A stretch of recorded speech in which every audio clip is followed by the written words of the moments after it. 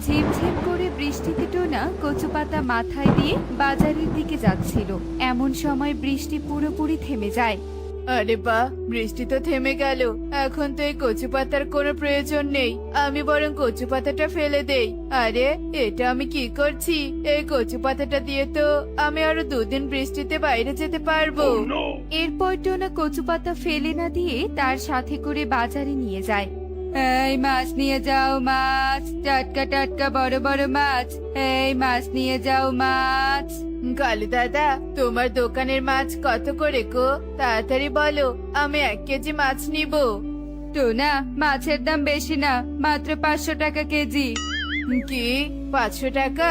বাবারে বাবা, এত দাম দিয়ে কেউ মাছ খায় নাকি? 500 টাকা হলে আমার বাড়ির পুরো 1 মাসের খরচ চলে যাবে। আমি জানতাম টোনা এই কথাটাই বলবে।